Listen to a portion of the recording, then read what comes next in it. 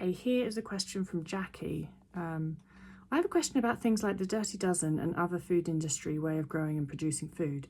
Do you think it's disordered to be concerned about the pesticides sprayed on the food that non-organic farmers grow? I am more conscious of nutrients these days rather than calories, and realizing some things in our food in America are really nasty for our bodies. Been in recovery since April and feel that I'm fully recovered and gained my healthy weight. Although all through recovery I ate whatever and I still do.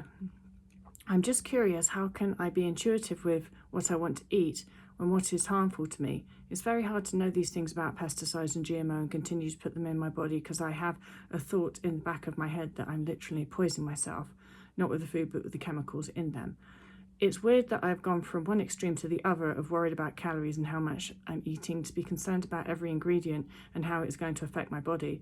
Is this a weird obsession? Probably, but leave it to good old Anna to give me another thing surrounding food to cause me to feel I'm not able to eat it.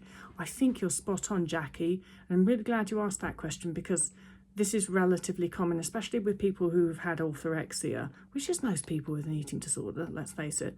And it kind of is that, honestly. Now, am I saying that eating pesticides is good for you? No, I'm not saying that. I don't know that I have a strong opinion about it. I am the type of person that will just pick up an apple and eat it, and I won't wash it, and I won't ask if it's organic or not. I'm just going to eat it, and I don't stress about it at all. I will eat whatever you're given to me. If organic produce is available and if it's not ridiculously expensive, then I will buy that over non-organic. But if it's not available, I'm totally going to buy the non-organic and I'm going to eat that, and I wouldn't give a second thought to the pesticides or anything like that. I just think that anything where it starts to take up a real space in your brain and it becomes obsessive and it gives you anxiety, then that's become a sort of OCD type anxiety problem. It's one thing to say, oh, you know what, I'd prefer, if there's an organic apple versus non-organic apple, I'll buy the organic one because if I can avoid pesticides, I will. There's a big difference between that than being stressed about it and anxious about it.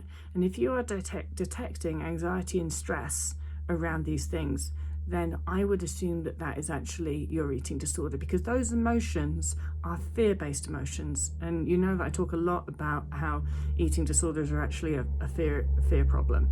Now, usually that thing is fear of weight gain, but that thing can morph into, oh, this is something that's more convenient to be an obstacle between you and eating, because that's what it turns into, isn't it, Jackie? You're not at a point where you can just eat anything anywhere, because it's a different obstacle, isn't it? It's not about, that food's too high calorie, I can't eat it.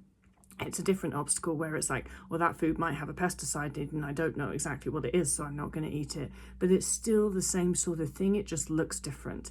And our brains are so smart.